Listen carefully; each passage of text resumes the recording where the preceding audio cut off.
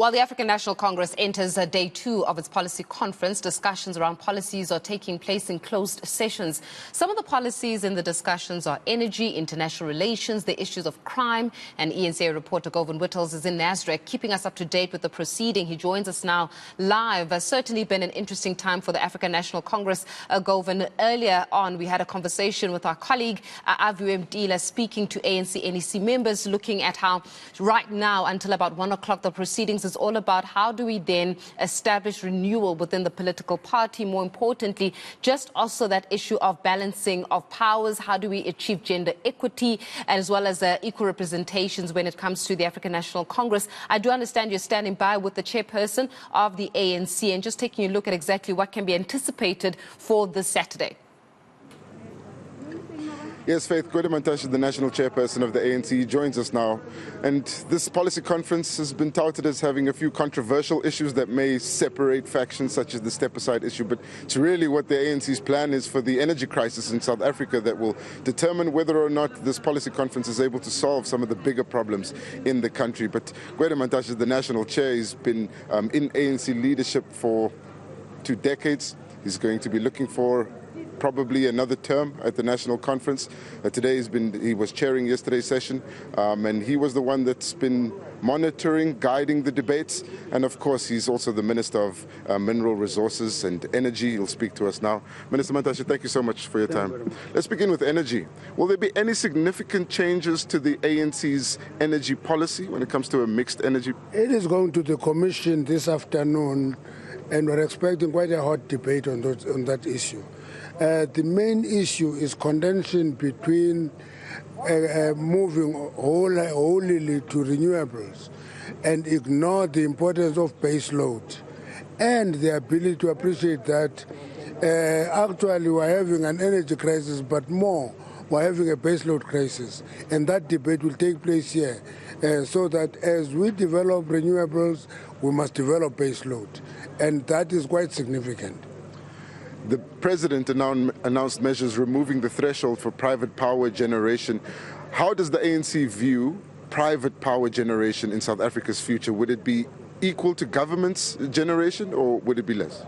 No, Eskom will remain the mainstay.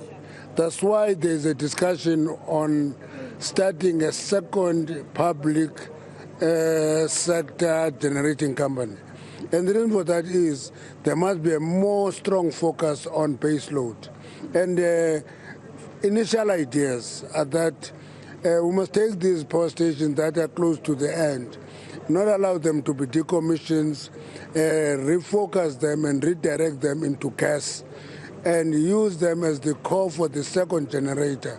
So if you take, for example, Hendrina and you take Camden, you take Roadflay, you refocus them and repurpose them into gas generation.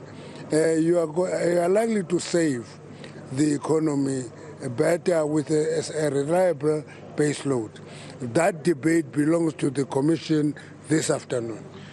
One of the issues raised in the discussion documents on energy is the ANC saying that South Africa needs to pursue oil and gas exploration, identifying the use of the courts to stifle exploration in oil and gas is one of the big problems. You've mentioned repurposing coal-fired power stations. We know the gas find in Mozambique has been said to be the size of the Qatar gas fields, which is huge and presents an opportunity for South Africa. But how will the ANC approach what you've called the stifling of gas and oil exploration in the courts? We must do the exploration. Let me give you an example. 2 companies move from here, Total and Shell. They go to Namibia, they make huge finds of oil, which are apparently stretching into the South African waters. Should we allow that to go into thin air, or should we exploit it and actually use it for economic growth and development? And that is the question that we must answer.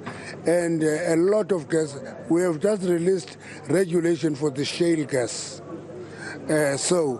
It means that we have now having a go-ahead to start issuing licenses for shale gas. That's a controversial issue. What's the ANC's position on fracking? Not fracking, shale gas, because there are technologies that are being discovered that are not necessarily fracking, but exploit shale gas. Minister Mantashe, another part of the energy documents is a warning that a just transition away from coal should not be at the expense of South Africa's coal industry or the communities that rely on the coal industry. How important will that debate be, or do you anticipate that to be a divisive debate? It should not necessarily be. It should not just be a realistic debate where we appreciate that the coal belt, which covers 10 towns in Mpumalanga, cannot just be switched off and there's nothing happening. We should think carefully about that situation. Belfast to Delmas, that's how I describe it. But it is also Carolina to Ermelo. It's Hendrina to Middelburg. Okay, it's Emalahleni to Koagis. It's Kriel to Delmas, it's Leandra. All that belt needs to be protected as an economic belt one way or the other. Therefore, just transition must talk to that reality, because just transition is not just about numbers. It is about lowering carbon emissions, but at the same time, we must talk about people and communities.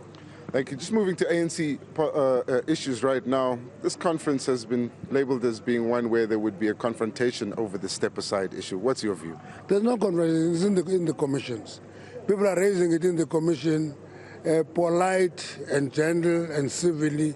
We have not seen anybody going to war about it, and we're not expecting any war. We'll deal with it because it's a resolution of conference.